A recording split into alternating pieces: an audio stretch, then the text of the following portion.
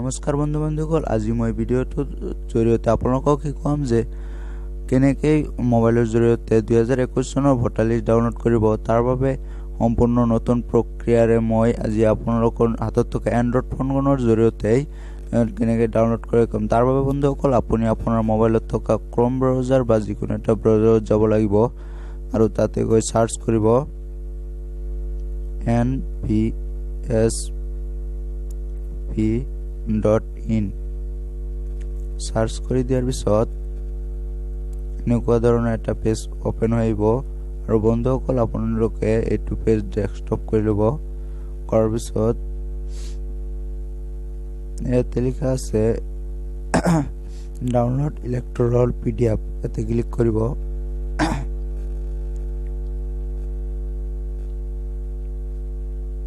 Click কৰাৰ পিছত ইয়াতে সিলেক্ট স্টেট, আপোনাৰ স্টেটখন সিলেক্ট কৰিব। সিলেক্ট কৰাৰ পিছত গোত ক্লিক কৰি দিব আৰু এই ফৰ্মখন আপুনি সম্পূৰ্ণৰূপে ফিল কৰিব লাগিব। প্ৰথমে আপোনাৰ ডিস্ট্ৰিক্ট, মই মোৰ ডিস্ট্ৰিক্টখন সিলেক্ট কৰিছো। সিলেক্ট LC,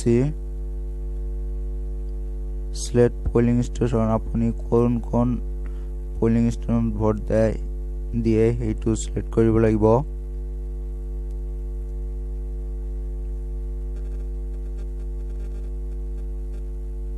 তাৰপিছত মাদাৰ ৰোল মানে পুৰণা বা নতুনকৈ আপুনি এই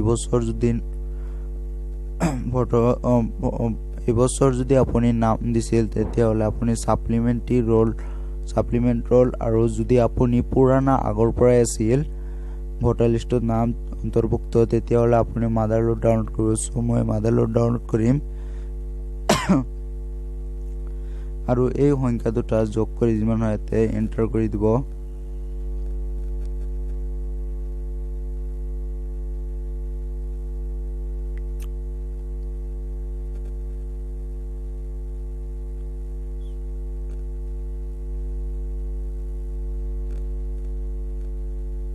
এন্টাৰ কৰি দিয়াৰ পিছত এতে ভিউ ৰোলত ক্লিক কৰিব।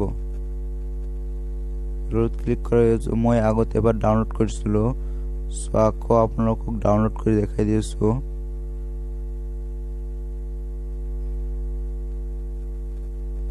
তো চাওক বন্ধুসকল, ইয়াৰ মোৰ ডাউনলোড কমপ্লিট হৈছে।